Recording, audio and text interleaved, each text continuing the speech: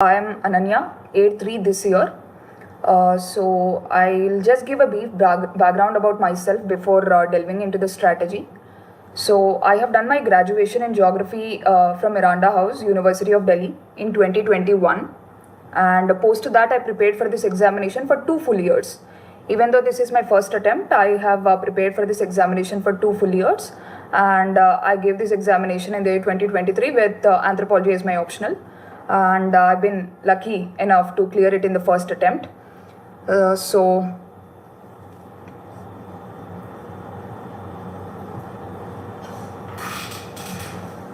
let's just get into the strategy now. I'll take the questions at the end. Right now I'll just divide the video into prelims, mains and interview stages. So that it will give you a comprehensive understanding.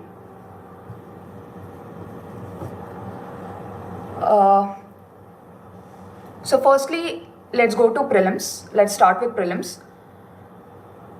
Prelims, instead of delving on the overall strategy, what I wanted to highlight is what should be done in the last 1 month of the preparation, since prelims preparation is less than a month now.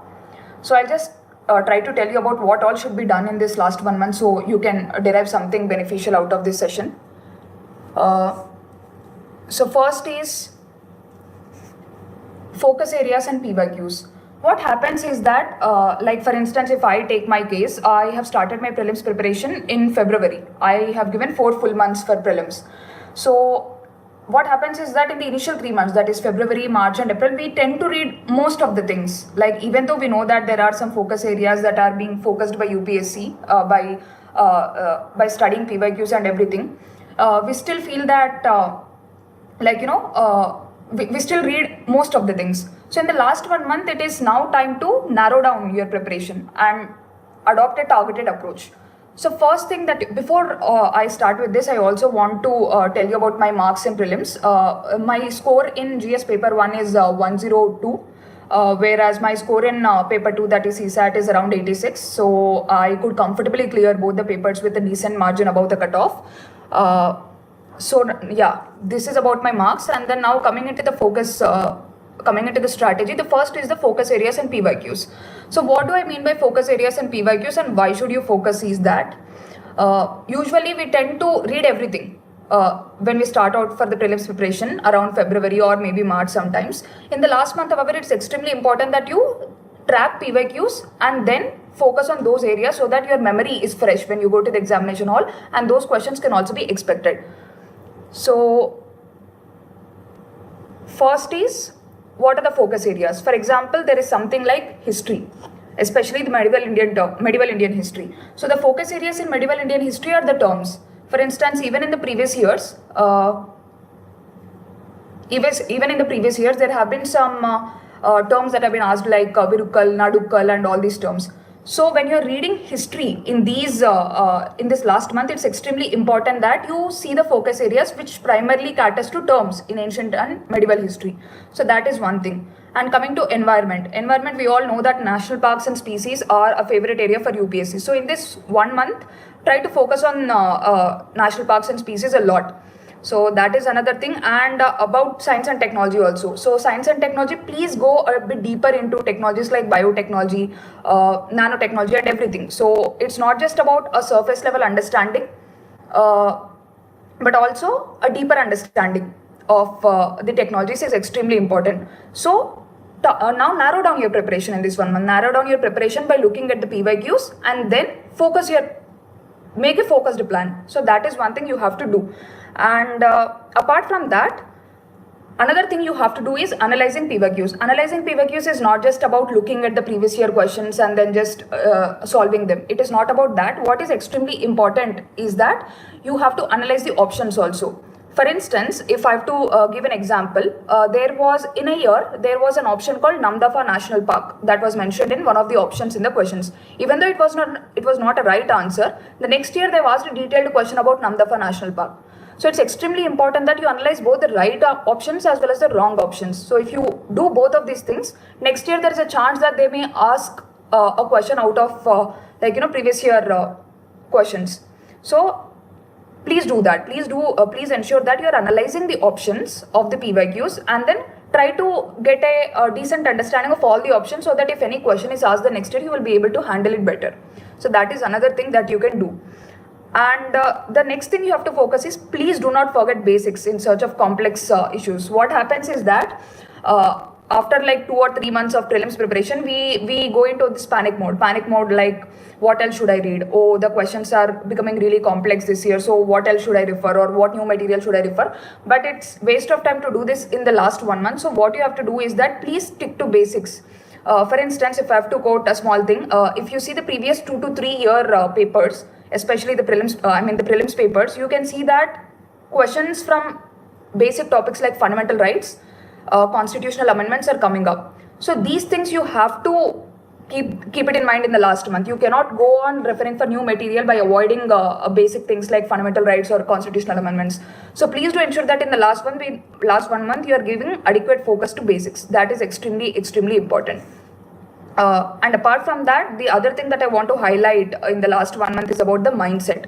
What do I mean by mindset? Mindset in the sense that, like, it's okay if you are being little defensive in the first 2 months of your prelims preparation, but when the times, like, it's only 1 month away, so you have to develop that aggressive mindset. By aggressive mindset, what do I mean is that you have to have that mental strength that I'm going to do it in any way.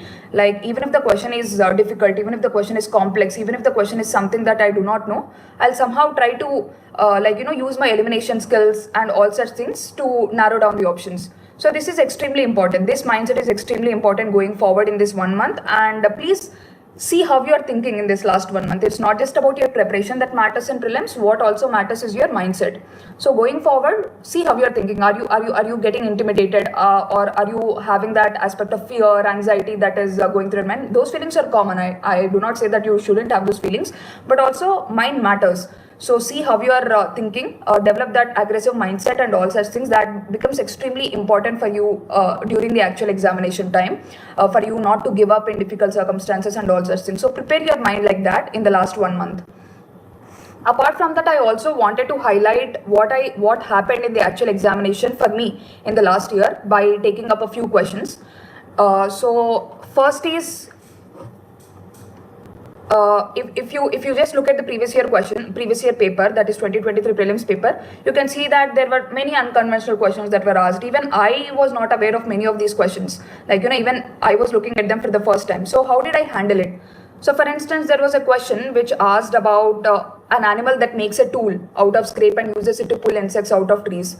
At the first instance, we will see this question and we are like, oh, what is this question? Where is this coming from? And the species are also like that. So they have mentioned species like fishing cat and all such things, which we might not have heard before. So our first reaction will be a little bit defensive. That is, oh, I've not read these species. I've not done this question. So how do I tackle it? For this question, it's extremely important that you stay with a clear mind, and that is when you can apply your logics. For instance, how did I do this question? So I saw the question, I knew that I was not completely aware of it. And then I just cooled myself down and I thought, okay, so they're speaking about an animal that is making tools. So which animal is able to make a tool? Only that animal which has a greater cognitive powers or greater brain capacity. That is a very basic thing that everybody of us know. Only an animal with a greater brain capacity will be able to make a tool and not otherwise. So which out of the options given, which is the animal that has a greater brain capacity? The option is orangutan or chimpanzee. One of those is the correct answer. So it's very simple. Like, even if you don't know the question, even if you apply a simple logic or basic common sense, you will be able to arrive at the right answer. So it's just that when you see an unknown question, do not just get freaked out. Just keep calm and think about, okay, there is a tool that is being made by an animal. For a tool to be made, it is extremely important that the brain capacity should be high. And what are the animals that have greater brain capacity? Obviously, humans are one. Apart from humans, who else are there? Apart from humans, obviously there are other primates like chimpanzees, gorillas, orangutans and all these things. So orangutan, I guess, was mentioned in the option. That is the right answer. So this is how you go about solving unknown questions, by keeping a clear head and trying to arrive at the answer by applying your knowledge. And the second question that I wanted to highlight apart from the above question is, there was a question about Cobalt manufacturing. Which of the following countries manufactures 3/4 of cobalt, I guess? So there, the examiner very cleverly gave some options. There was an option of Kazakhstan, there was an option of Argentina, and there were some two countries from Africa. So even I was not aware. I was aware of some other minerals, but cobalt is like, nobody gets to read about cobalt a lot, and nobody knows that 3/4 is produced by country. It is a difficult question, obviously. So how did I arrive at it? So when the examiner is giving the options, just try to understand the mindset of the examiner. Why is he giving the other countries? He might be giving the other countries not randomly, but he might be giving the other countries in the options to confuse us. So what must he have given? He must have given those countries that are the top producers in other minerals. See, for instance, he has given Argentina. He or she has given Argentina. So why did the examiner give Argentina? Argentina is being given because it is one of the top producers of lithium. So they wanted us to confuse, between lithium and cobalt. But lithium, Argentina is the top producer of lithium, so that goes away. And next is Kazakhstan. So why did the examiner give Kazakhstan? So Kazakhstan, we know that Kazakhstan is one of the top producers of uranium. It is a very basic fact. So that is again important, having these basic stats with us, basic facts with us, and then using them to arrive at the right option. So I was able to eliminate Argentina and Kazakhstan because I knew that these options were given by the examiner only to confuse me. Argentina is the top producer of lithium and not cobalt.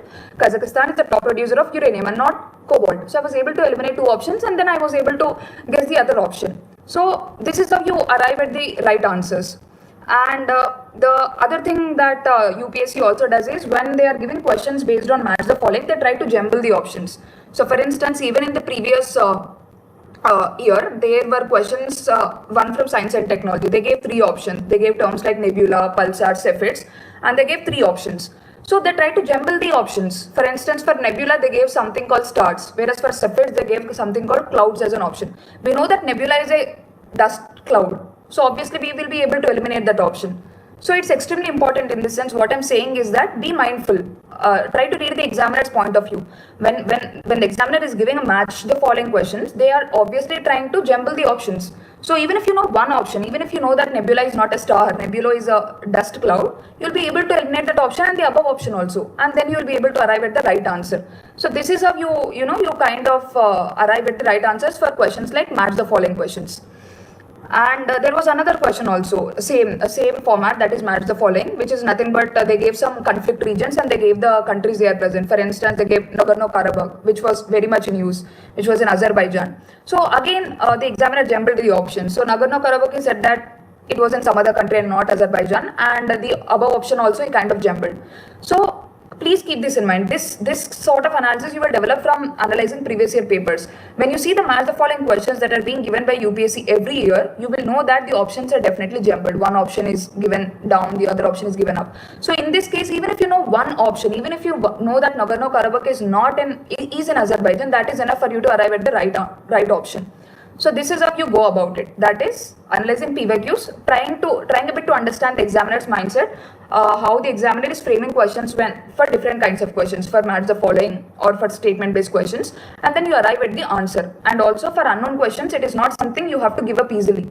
If you see an unknown question, absolutely unknown question, you cannot give up just like that. You have to keep a clear mind and then apply your logical skills. You will be able to apply it eventually, which you will practice in your mock tests also. So it is in that sense that you will arrive at the right answer.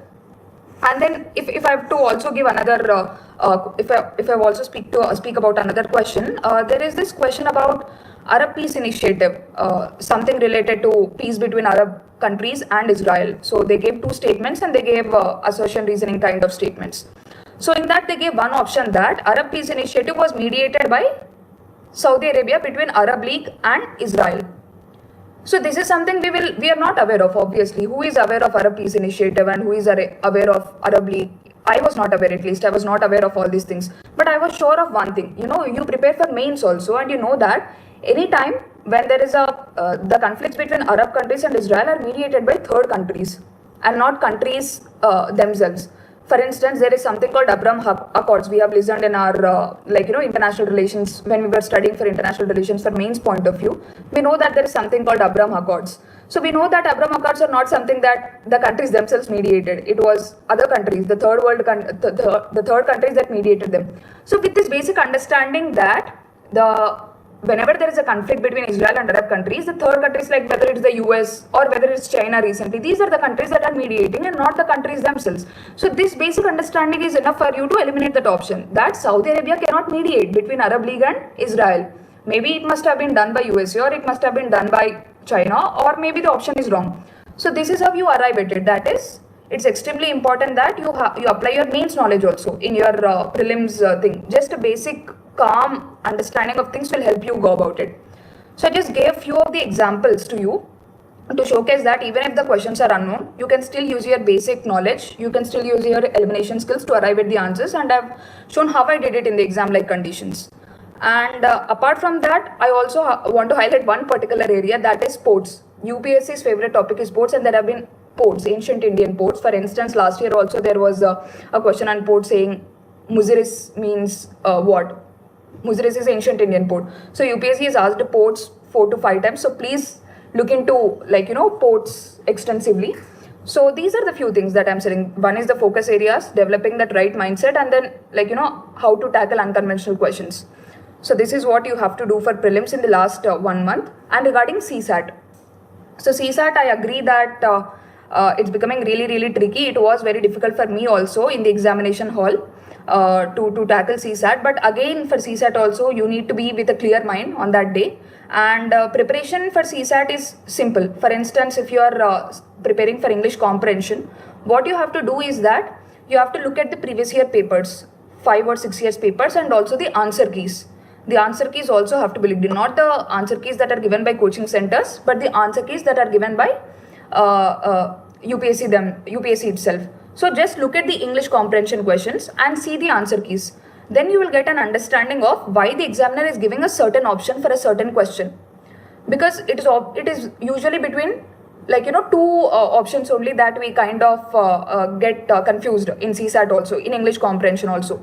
So you just see the previous year questions and the answers that are given by UPSC, and then you will get an understanding of till which level the examiner is thinking when the answer is given. So you will be able to find some pattern in that thing, and then you'll be able to answer English comprehension questions in a more organic manner. And also, when you are doing English comprehension questions, keep certain things in mind. For instance, not all questions mean the same.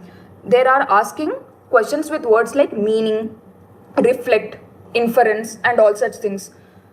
So when you are seeing English comprehension questions, see what is the word that is being asked, whether it is inference, whether it is meaning, whether it is reflect, because these terms make the answer different. So try to understand the meaning of these terms also. What does reflect mean? What does inference mean? These terms you go into the detail, you understand it, and then you also try to see the answer keys, and then you will be able to understand the examiner's point of view so that you'll be able to answer the questions better. And regarding maths, what I suggest regarding maths is that extensive practice is definitely needed. For that, if you find that doing maths from a book is difficult or something like that, please go to YouTube. There are many YouTube videos, especially for other competitive examinations like SSC and other such things. So please listen to those videos so that you will be able to make your basic understanding and concepts clear. And then you can try to practice it from some other book. For instance, I practiced it from a book that is published by Arihan series. So what I used it to do was, I used it to see the CSAT topics that are extensively asked by UPSC. For instance, there is something called calendars that UPSC asks questions on. There is something called number system that UPSC asks questions on. And recently, especially last year, they've asked a lot from probability and permutations and combinations. So just look at these questions, these important areas, then go to YouTube, find nice video for these topics. For instance, again, like I said, SSC videos or any such things. Listen to those videos, and then when you are when you have to practice, pick up any book. I picked up Arihant publications book on CSAT for UPSC. I practiced some questions, and then I was able to do decently good in the examination hall. So please don't take CSAT lightly. Maths has to be practiced. English has to be analyzed with the previous year questions, and that is how you arrive at an optimum number of right answers for you to clear the paper. And apart from that, another thing that I also wanted to highlight for CSAT is that we tend to make the mistake of solving very, very complex topics and leaving very basic topics. For instance, even if you see the last year paper, yes, the questions were difficult. The probability, permutations and combinations questions were lengthy, time consuming, etc. But there were some easy questions also. There were easy questions that can be solved through basic logical skills. For instance, there were 3 questions that were like statement based, P, Q and R. They gave some sort of option, some kind of statements, and they asked us to evaluate the correctness of the statements that were given.